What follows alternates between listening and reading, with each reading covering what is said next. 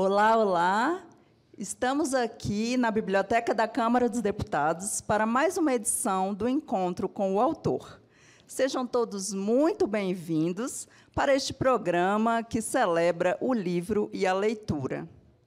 Eu sou Maria Amélia Eloy, estou aqui com a minha colega, a jornalista e escritora Lara Rage, e hoje nós vamos conversar com o escritor Estênio Gardel. Muito bem-vindo, Estênio. Bom dia, Maria Amélia. Bom dia, Lara. Bom dia, pessoal. Obrigado por me receberem aqui.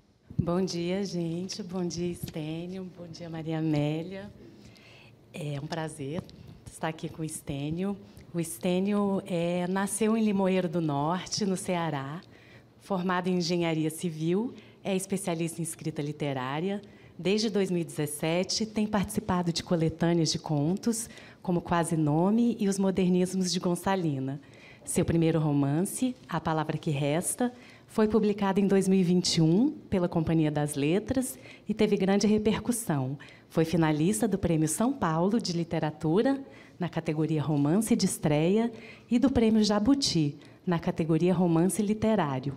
No ano seguinte, foi publicado em inglês, em tradução de Bruna Dantas Lobato, e venceu o National Book Awards 2023 na categoria Literatura Traduzida. Esse é um dos principais prêmios da literatura nos Estados Unidos. O romance já foi publicado também em italiano, ganhou edição em Portugal e estão bem encaminhadas as traduções para o espanhol, eslovaco e holandês. Nosso convidado acaba de lançar um novo livro, Bento, Vento, Tempo, voltado para o público infantil pela Companhia das Letrinhas, com desenhos de Nelson Cruz. Estênio, você poderia ler para a gente um trechinho do seu romance? Claro. Eu vou ler o primeiro capítulo, que é intitulado Raimundo. Raimundo Gaudêncio de Freitas, traço incerto, arredio ao toque do papel. Lápis danado, domado, e ele escrevia o nome completo pela primeira vez. 71 anos e essa invenção, como ele diz, de aprender a ler e escrever depois de velho. Raimundo não foi difícil. Complicado era Gaudêncio, denso de saudade, as 5 vogais e acentuado. Freitas era feito de sangue.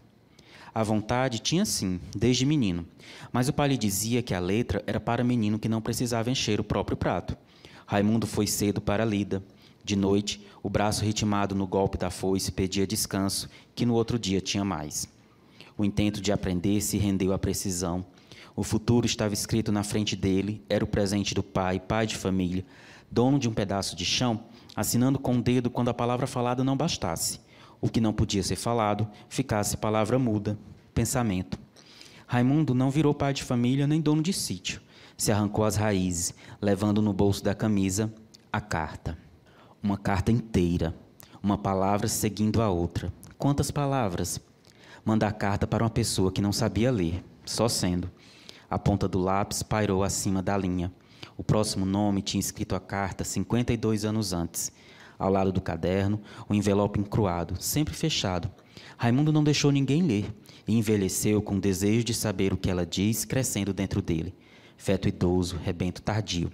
A carta guardava uma vida inteira. Maravilha.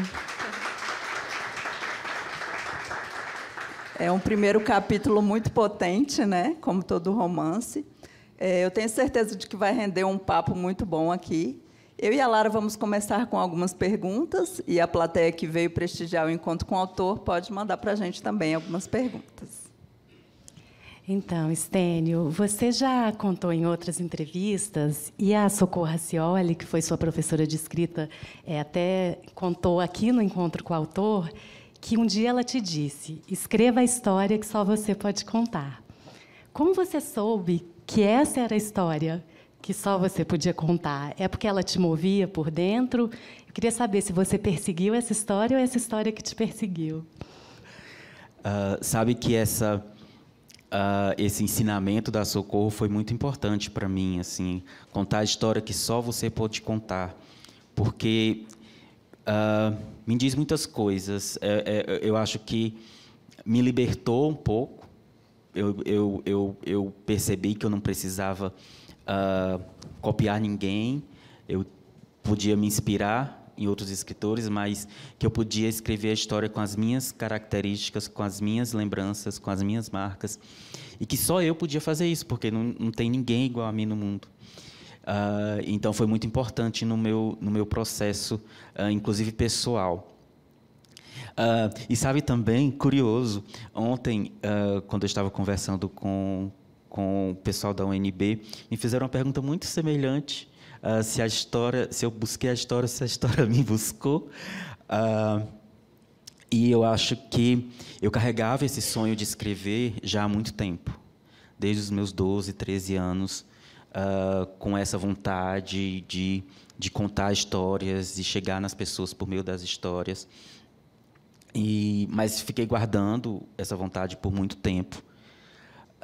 Só já, né, quase aos 40 anos é que eu me dediquei para valer e foi para escrever a história do Raimundo. Então, eu busquei a história para realizar esse sonho de escrever, né? Eu sei que sou muito feliz por ter encontrado o Raimundo e os outros personagens, mas eu acho que eu busquei, eu me dediquei, pensei muito, divaguei muito, né, para imaginar mesmo essa narrativa, querendo realizar esse sonho de escrever e publicar e chegar nas pessoas. Há muito lirismo e também erotismo no seu livro. A linguagem é trabalhada poeticamente.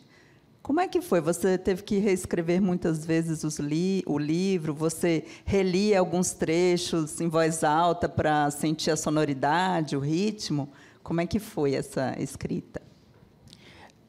Essa característica do texto no romance, ela surgiu espontaneamente, assim, é um pouco uma característica dos meus textos, mas é algo que eu não consigo planejar.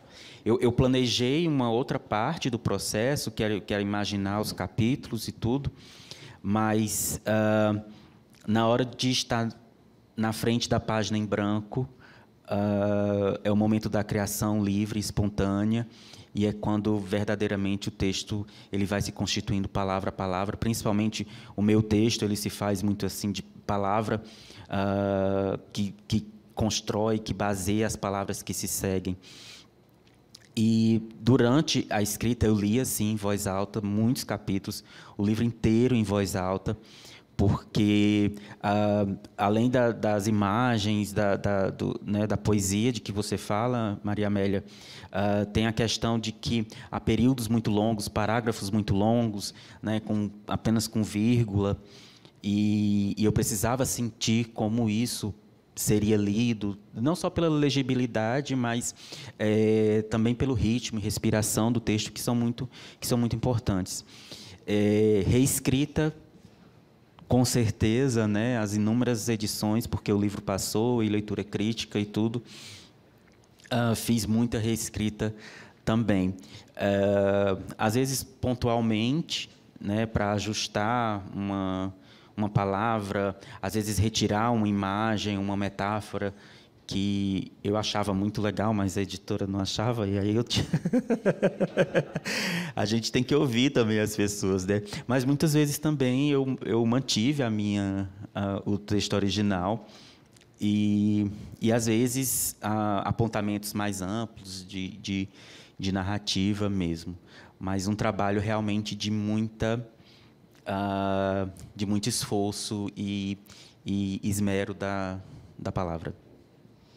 Eu acho que a linguagem do livro, né, esse misto de uma linguagem meio sertaneja, mais poética ao mesmo tempo, assim, seguindo assim a melhor tradição da literatura brasileira de Guimarães Rosa, por exemplo, e me fez pensar assim: será que o Estênio leu muito Guimarães Rosa? Tudo se passa na margem do rio, né? Me remeteu à terceira margem do rio. Eu queria saber quem são suas influências literárias. Obrigado pela menção. Eu me sinto muito honrado quando as pessoas fazem referência a Guimarães Rosa ou, às vezes, a Saramago, por causa dos períodos longos, complexos. E, com certeza, eles dois estão nas minhas leituras.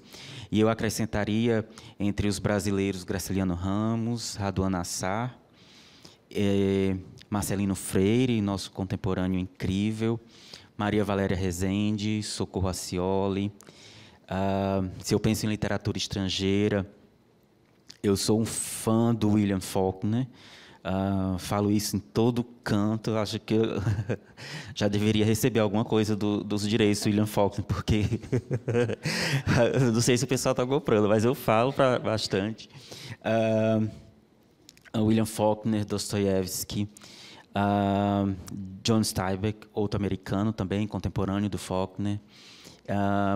E de literatura contemporânea estrangeira, eu gosto muito de um afegão que escreve em francês, que é o Atik Rahimi, que tem uma linguagem muito poética, né, desse texto que tem iluminações de linguagem. Eu acho que a gente está lendo e vê uma combinação de palavras, uma metáfora, uma imagem que acende os nossos olhos. Assim. Eu gosto muito desse tipo de texto. Então, é essa constelação assim, que me inspira, entre outros, claro. É incrível. Eu fico pensando sempre no que pode a literatura, né? E eu queria saber a sua opinião. Assim, você acha que a literatura pode transformar, de alguma forma, a realidade? Quando um leitor se depara com o seu livro, né, que trata desse preconceito contra homossexuais, transexuais, você acha... É o seu objetivo tentar mudar a forma de ver dessas pessoas, com que as pessoas encarem de uma outra maneira essa questão, ou você acha que não pode nada a literatura, você escreve, mas não vê essa transformação? Maria Amélia, eu diria que eu quero acreditar que ela pode transformar. Dizer que ela transforma, eu acho que eu estaria ultrapassando um terreno que inclui a leitura do leitor, o olhar do leitor, né? Eu acredito, sim, que a literatura pode fazer isso. Ela permite que a gente visite esse mundo inventado, essas vidas dessas pessoas, né, com seus problemas, e a gente pode fazer isso de uma forma muito profunda, porque é uma característica do texto literário também permitir esse acesso pelas suas particularidades. É diferente de um texto jornalístico, é diferente de um texto acadêmico. Então, a gente visita esse mundo fictício e, ao final, a gente pode voltar o nosso olhar para a realidade refletindo sobre o que acabou de ler. E aí, sim, dependendo da visão de mundo, do conhecimento de mundo do leitor, junto com o que ele leu, talvez seja possível instaurar algum tipo de mudança, né? Nem que ela seja iniciada com uma simples pergunta. Eu cito um exemplo aqui, não vejo problema, participando de um clube de leitura. Isso me marcou muito. Participando de um clube de leitura, uma leitora fez um depoimento muito emocionante de que emprestou o livro à mãe, né? E eu imaginei que essa mãe já era uma senhora de idade. E quando a mãe foi devolver o livro, agradeceu a filha e disse que se sentia em débito com os filhos. Ela não deu detalhes, claro, né? Não era necessário adentrar na vida daquela família, mas eu pude sentir a importância, o peso da leitura para essa mãe, né? E é algum tipo, ela perceber isso, né, como ela revisitar a relação dela com os filhos, é um tipo de movimento em direção à mudança, talvez, a algum pensamento, a algum sentimento dela. Estênio, o livro tem umas partes muito dolorosas, né? E, para mim, a principal delas é o diálogo do Raimundo com a mãe. Antes de ir embora de casa, Raimundo diz para a irmã: aguenta o braço do pai, mas não aguenta as palavras da mãe. Todo esse trecho é muito emocionante e assim, parece que ele carrega muita verdade. E eu te pergunto, assim, você partiu da sua própria experiência como homem gay? Por meio dessa criação ficcional, você trabalha suas feridas também? Sim, Lara, algumas. Eu tenho algumas aproximações com Raimundo, mas mantenho com ele também algumas distâncias, né? Não acho que o livro seja uma autoficção, mas, por exemplo, como você falou, eu e o Raimundo somos homens gays. Eu e o Raimundo deixamos a cidade onde nascemos para morar na cidade grande. Mas, por outro lado, aliás, tem uma outra coisa também. Eu e o Raimundo compartilhamos essa admiração pelas palavras, né? Eu querendo escrever, ele querendo aprender a ler e escrever. Mas, por outro lado, eu sempre pude frequentar a escola, o Raimundo nunca pôde. Eu nunca sofri as violências que ele sofreu. E aí eu entro mais na sua pergunta. Eu sempre fui abraçado pela minha família quando ele não pôde, né? A minha mãe é o inverso da dona... Era o inverso da dona Caetana. Então, a dona Caetana é a mais pura ficção para mim. Ela não tem inspiração. Apesar de que eu acho que a gente se utiliza também dos opostos para criar os personagens, né? Do que a gente conhece e cria de acordo com o que é diferente. Então, mas indo mais a fundo, eu utilizei muito do meu processo de autoaceitação, dos meus medos, das minhas vergonhas, para criar os medos, as vergonhas e o processo de aceitação do Raimundo.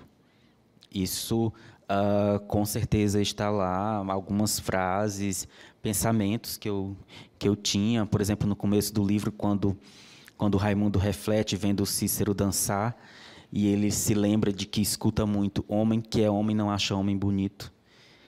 Eu ouvi muito isso quando eu era criança, já me percebendo diferente. Então, é só um exemplo das memórias e dos sentimentos que eu tinha na época em que eu ainda me escondia, né, e também não me aceitava. E eu utilizei isso, sim, para construir o Raimundo. E também outros personagens, como a Suzani, que também, na apresentação para o pai, se vê ali engolfada pela vergonha. Era também um pouco da minha vergonha, né? E é isso. Eu acho que, mesmo personagens mais distantes, as minhas vivências todas, de alguma forma, participam no processo de escrita, sejam de forma mais consciente, como esses exemplos que eu citei aqui, ou de forma inconsciente, que eu não tenho ideia. Então, começaram a chegar algumas perguntas. Uma pessoa que não se identificou pergunta: o que você tem a dizer para quem se sente pedra dentro do próprio corpo e quer enchê-lo de água? Olha aí, falando de Suzani, obrigado pela pergunta. É muito difícil. Eu já estive no seu lugar, de me sentir pedra, de não gostar do que eu sabia que tinha dentro de mim, de ter muito medo que as pessoas vissem o que tinha dentro de mim. Então, mas o que eu posso dizer primeiro é o seguinte, que você deve encontrar o seu próprio caminho de quando se reconhecer água e de quando se mostrar água para os outros. E confie em alguém. É difícil achar essa pessoa que você vai ter certeza que vai te abraçar, mas procure essa pessoa. E assim, o horizonte é distante e parece muito escuro, mas depois desse processo e dessa caminhada, a escuridão ela se desfaz, espero que se desfaça, e a gente pode ser mais feliz. E eu espero que você seja feliz também. Você merece ser feliz. Tenha isso em mente. Eu vou fazer uma pergunta aqui da Ana Magna. Tendo em perspectiva o seu livro e o número de pessoas transexuais e travestis assassinadas anualmente no Brasil, que aspectos da nossa história contribuem para sermos tão intolerantes, tão preconceituosos, tão violentos, em se tratando de amor entre pessoas do mesmo sexo? O que isso diz a nosso respeito como sociedade? Como você avalia isso?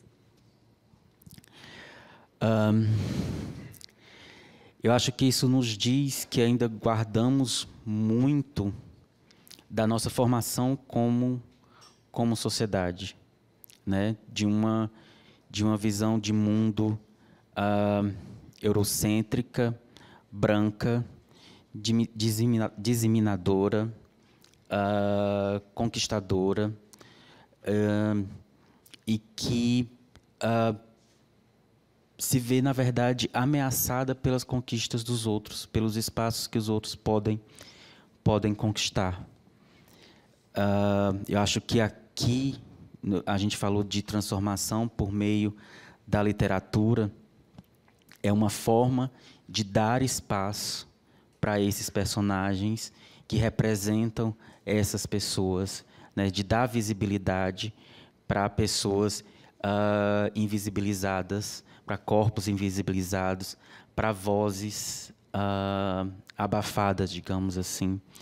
Então, estamos passando ainda por um processo ultraconservador que busca novamente dizimar o que é diferente e o que se julga menor. Mas eu acho que há também a contracorrente para evitar que isso se avolume, se agigante ainda mais. E, com certeza, buscar a mudança desses índices de assassinato e de preconceito contra pessoas LGBTQIAPN+. Nós temos aqui várias perguntas curiosas sobre a carta. Chegamos nela. E aí? E aí, vamos em frente? Quem não leu, feche tampe os ouvidos. O José Luiz pergunta o que continha a carta. E o Bertone quer saber sobre a decisão de incluir ou não a carta, né? Ele fala que uma das surpresas, entre aspas, do romance diz respeito à decisão de não incluir o texto da carta de Cícero na narrativa de Raimundo. Ainda que possa frustrar as expectativas de leitores, o que por si só já é louvável, a decisão de não mostrar a carta é também uma forma de respeitar o processo de autoaceitação e elaboração da própria afetividade. Aí pergunta se essa decisão, a gente até conversou sobre isso antes do programa, se essa decisão esteve presente ao longo do processo de feitura do livro. Eu acho que essa resposta vai demorar um pouquinho, temos tempo. Primeiro, José Luiz, adorei que ele foi direto o que diz a carta. Crente que eu vou falar.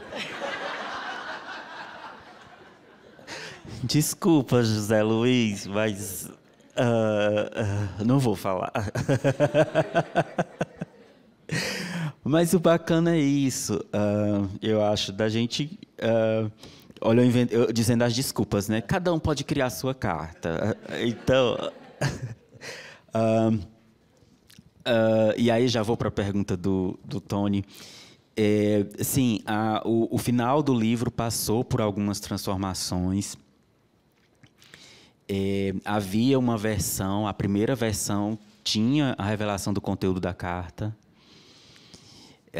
mas aí o livro passou por uma leitura crítica e me foi apontado que essa revelação não era construtiva para o livro da forma que eu esperava, né? Eu ali, na minha inexperiência, talvez, de autor de primeiro romance, eu me sentia como vocês, como os leitores. Eu construí o suspense todo da carta e, no final, não vou revelar a carta. Isso não fazia sentido para mim, acredita em mim. Sabe? Mas a leitura crítica e os argumentos me fizeram compreender que, realmente, aquela altura da vida do Raimundo, por tudo que ele passou, e ali, já depois de aprender a ler e escrever, era importante ressaltar o poder de escolha dele. Antes, ele não tinha a escolha de ler, né?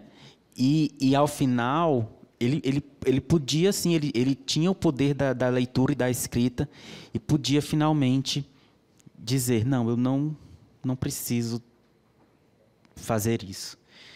Né? Eu demorei bastante para perceber isso, mas parte do meu trabalho é sempre pôr o texto literário em primeiro lugar e perceber que nem sempre o que eu queria que o texto tivesse, ou perceber que um trecho ou uma cena iria me satisfazer, era o melhor para o texto, deu trabalho. Eu aprendi muito, mas existe essa distância, né? E foi pensando no texto literário mesmo que eu concordei com a alteração. Mas aí era só o começo do problema, porque eu precisava encontrar um novo final. E aí foi quase um ano para achar esse novo encerramento. E eu achei. E ele ficou durante muito tempo. E aí esse eu conto. Que era assim, o Raimundo abria a carta, mas ela estava completamente manchada, apagada, por causa do tempo, das intempéries. E só restava o quê? O vocativo, o nome dele lá no topo da folha. E esse final ficou bastante tempo, só que aí, cada vez que eu recebia o arquivo para fazer a edição e lia, eu acho que uma pulguinha me incomodava, e eu percebi o que era. Eu estava tirando das mãos do Raimundo a resolução da relação dele com a carta. Eu tinha deixado ao acaso, ao tempo. E aí eu digo, não pode ser assim. O Raimundo tem que ter agência, tem que ter atitude nessa resolução. E aí, vamos mudar de novo. E foi quando eu cheguei nesse final que vocês leram, que valeu super a pena todo esse processo, porque é o final que dos que eu visitei, e teve outros que eu tentei escrever, né? E dos que eu busquei, esse eu acho que é o mais potente, né? A última palavra do livro é começo. E um homem de 73 anos reconhecer que está encontrando um começo, né? É muito forte. Eu acho que é um ótimo encerramento para a história dele. Eu sugiro que você venda para a gente, no mercado paralelo, aí, a carta que eu quero ler. Vamos conversar depois, Mari. A gente quer o rascunho, que é a primeira versão. Poxa, está sem nome também. A pessoa quer saber como foi a construção da personagem Suzani para o livro, dessa relação entre ela e o Raimundo, entre essa relação que era uma relação de violência inicialmente e o afeto familiar no final. Olha, a Suzani, ela é definitivamente especialíssima. Assim, eu adoro que as pessoas adoram a Suzani. Foi uma personagem muito difícil de construir. Durante o processo de escrita, eu sabia que eu precisava passar pelos momentos de violência, né, pelas cenas de violência, para falar aquilo que o livro ia falar. Mas eu tinha consciência também de que era um assunto muito sensível, principalmente por ela ser uma travesti, né? E a gente acabou de falar aqui da violência contra travestis e transexuais, e eu abordar isso no livro. Então,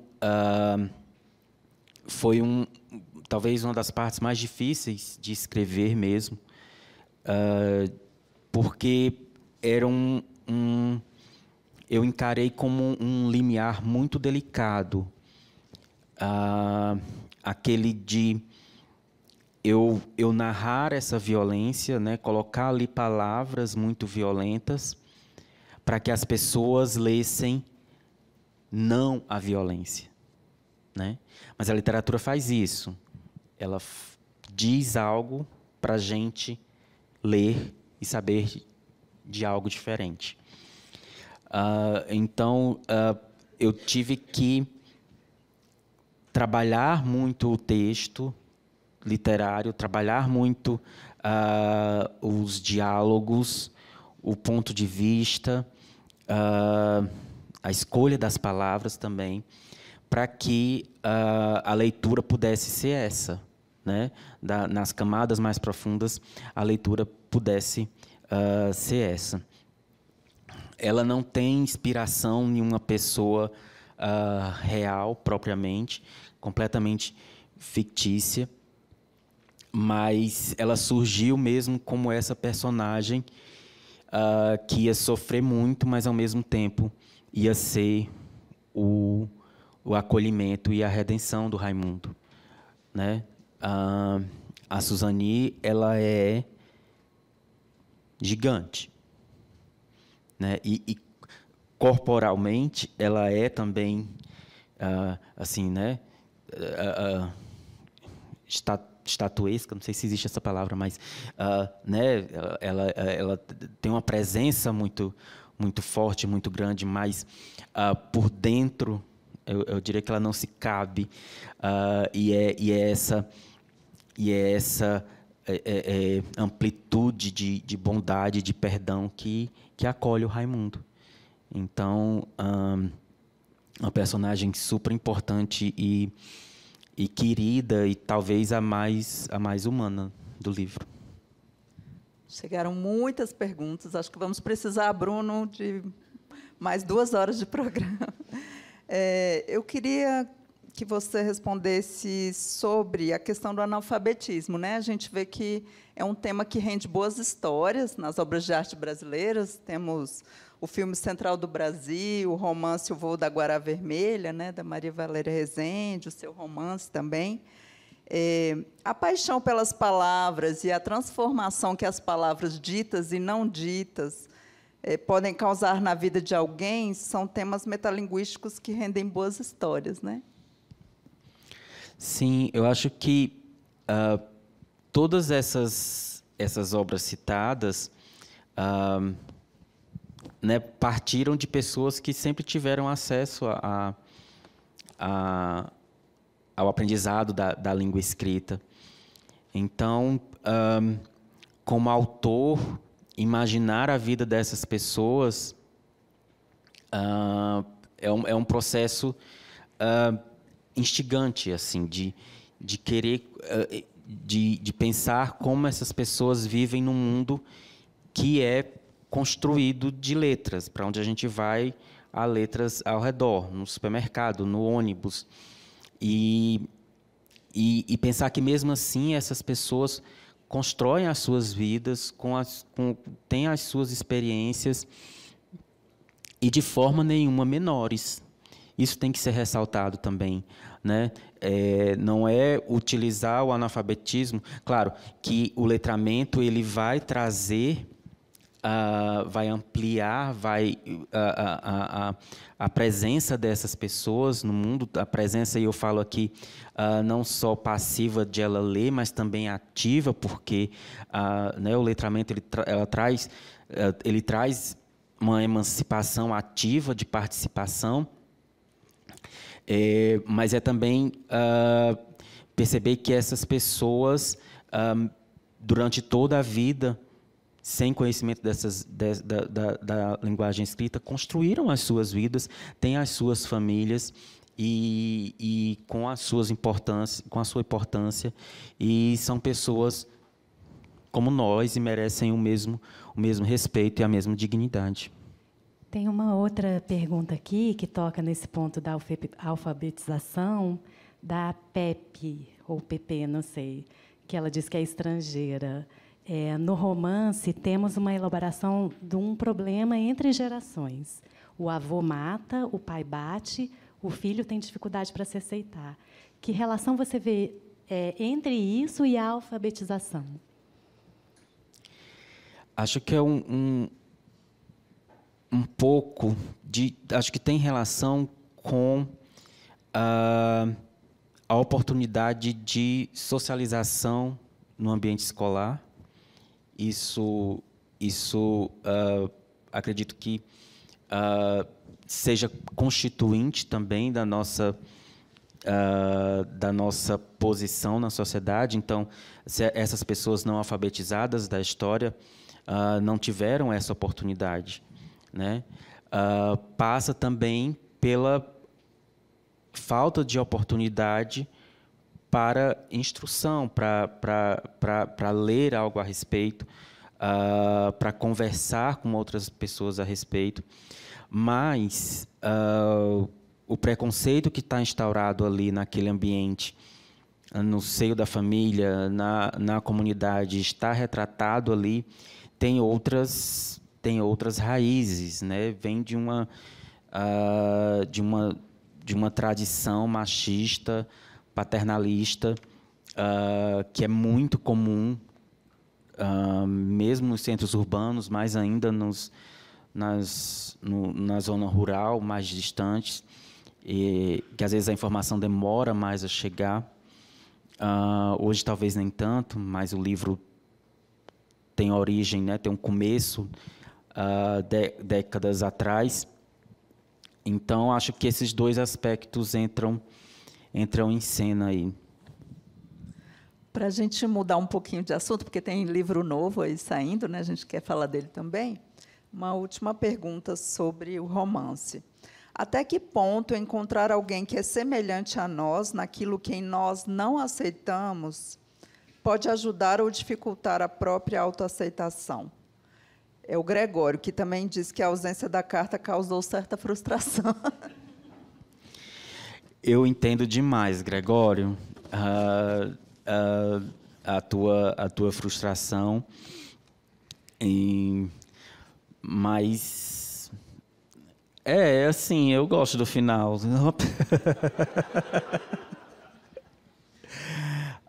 Sobre o começo da pergunta, encontrar alguém, eu acho que, em primeiro lugar, aquilo que eu falei, não se sentir obrigado porque você enxerga outra pessoa que já passou pelo processo de aceitação, se sentir obrigado a fazer o mesmo, encontrar o seu tempo e a sua forma de fazer isso, né? E se há abertura, se há confiança, com certeza essa troca vai ser mais benéfica do que maléfica. Eu tive um amigo com quem eu podia dividir os nossos desejos, né? Assim, quem nós éramos, de uma forma mais íntima, embora nós dois ainda não tivéssemos nos assumido para outras pessoas. E foi importante para mim. E eu espero que seja importante também para quem passa pela mesma coisa. Vou mudar um pouquinho de assunto também. Você trabalha no Tribunal Regional Eleitoral do Ceará. E a gente tem aqui no Brasil uma tradição de servidores públicos que se destacaram na literatura, né? Como Graciliano Ramos, Alígia Fagundes Telles, Guimarães Rosa, mais recentemente Itamar Vieira Júnior, só para citar alguns. E a minha pergunta é, você pretende continuar no serviço público ou gostaria de viver só da literatura? Hoje, eu pretendo continuar no TRS, sim. Não apenas pela questão financeira, mas há uma vontade também de continuar fazendo o que eu faço lá, de contribuir para organizar a eleição e o momento de permitir que o brasileiro vá às urnas e escolha os seus líderes e possa dar a sua opinião para a orientação política do Brasil. Seu novo livro, Bento, Vento, Tempo, está saindo pela Companhia das Letrinhas, né, com ilustrações do Nelson Cruz, uma narrativa em cordel. Você já tinha escrito antes para crianças? Você é um entusiasta da literatura infantil? Se sente mais confortável escrevendo para crianças ou para adultos? Olha, eu gosto de ler livros ilustrados, apesar de não ler tanto quanto romances. E, na verdade, eu estou até com um pouquinho de medo assim, de estar entrando nessa seara, um público diferente.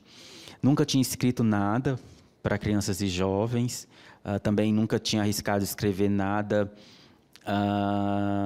em cordel ou qualquer outro tipo de poesia. Mas surgiu uma oportunidade de escrever um texto para crianças e jovens, e eu queria tentar algo diferente. E resgatei o cordel, que eu tinha lido há alguns anos, e já tinha um pouco da ideia desse menino que quer ajudar o avô a recuperar as memórias. E também tinha essas 3 palavras, Bento, Vento, Tempo, como uma possível origem para a ideia, e eu acabei juntando as coisas e deu super certo. Eu vou fazer mais uma pergunta aqui, de um participante que não se identificou. No meio da criação, há bastante inspiração, criadores de referência.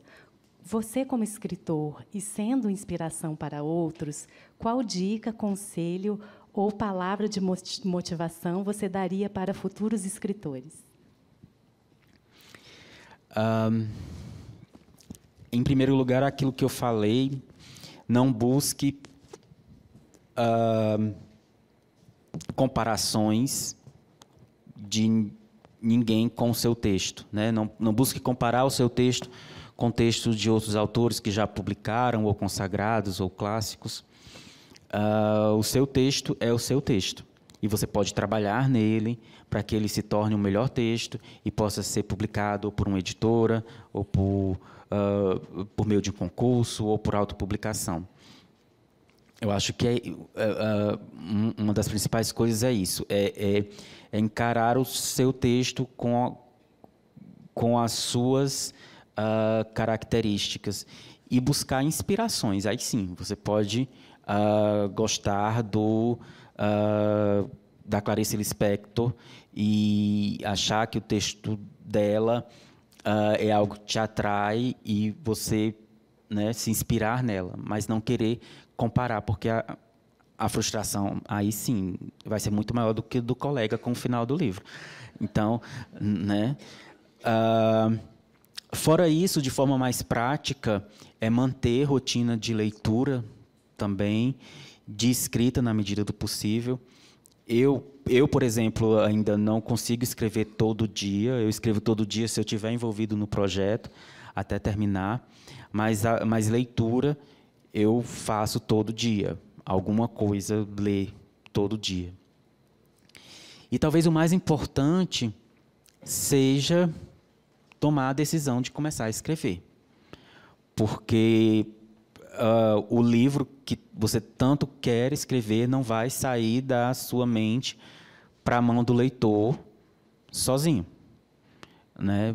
É preciso que você tome a decisão. Não, eu lembro do momento em que eu tomei a decisão de escrever a história do Raimundo. Era final de 2016, eu tinha saído da última aula do primeiro módulo do ateliê de narrativa da Socorro Acioli, um sábado de noitinha, a aula terminava por volta de 6 horas.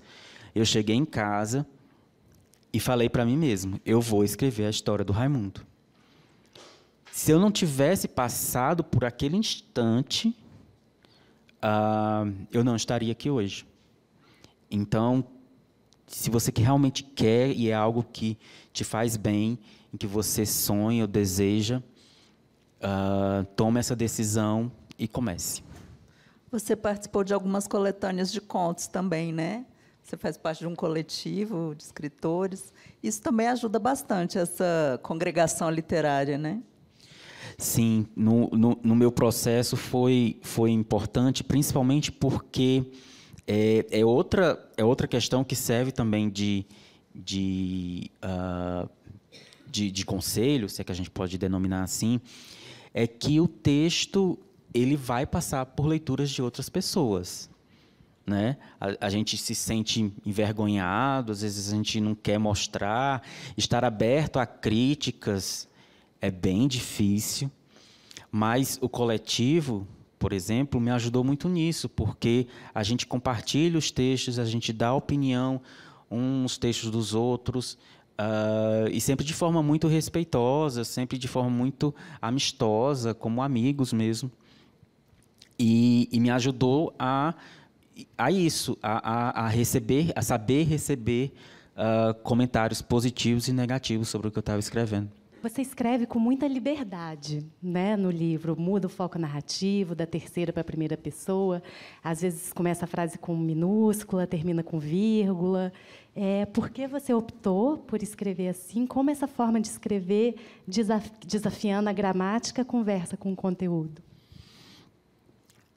Essa forma de contar a história do Raimundo, primeiro eu acho que tem relação com o fato de que eu acredito que a história meio que pede uma forma para ser contada. Se eu for escrever outro romance, vai ser de outro jeito, né? Então, durante o processo de escrita, eu percebi que havia a oportunidade, por exemplo, de inserir uma cena de um tempo narrativo diferente enquanto eu estava no fluxo de consciência do Raimundo, e aí, para ilustrar essa simultaneidade, eu fazia a suspensão dos pensamentos, narrava a cena do outro tempo narrativo e depois retomava o que o Raimundo estava pensando com a minúscula, sem recuo e tudo, como para ilustrar que continuava, né? Que ele ainda estava naquela elaboração. E eu acho que isso se relaciona demais com as características do romance, porque o romance tem muito de memória, né? E a gente, quando está lembrando alguma coisa, algumas coisas, porque a gente não pensa uma coisa só, é fragmentado, não é linear, né? A gente pula de um tempo para o outro com muita naturalidade. E então foi uma tentativa de representação disso também, né? Com relação aos desvios de norma, o meu personagem ele só tem conhecimento da língua falada. Então, para mim, faz todo sentido que o texto, principalmente quando representa a voz dele, tivesse essas características da oralidade. E na oralidade a gente se monitora muito menos com relação às regras gramaticais e os desvios ocorrem, né, assim, naturalmente. A gente fala, né, sem essa preocupação. E até mesmo nos trechos de narrador de terceira pessoa há também alguns desvios, porque eu entendi que era um texto mais próximo do meu personagem e da minha história. Então, eu queria essa relação mais próxima. Muito obrigada, Estênio, pela sua participação. Foi um prazer receber você aqui no Encontro com o Autor. Foi um prazer imenso. Eu acho que é uma grande honra assim, para a gente, né, estar aqui com um escritor que eu acho que vai ficar para a história da literatura. Muito obrigada. Obrigado, Lara. Obrigado, Maria Amélia, pela conversa maravilhosa. Obrigado, pessoal, pelas perguntas, por terem vindo. Obrigado quem vai assistir em casa. Foi ótimo. Obrigado à Biblioteca da Câmara por proporcionar esse momento. Obrigada. Obrigada, gente.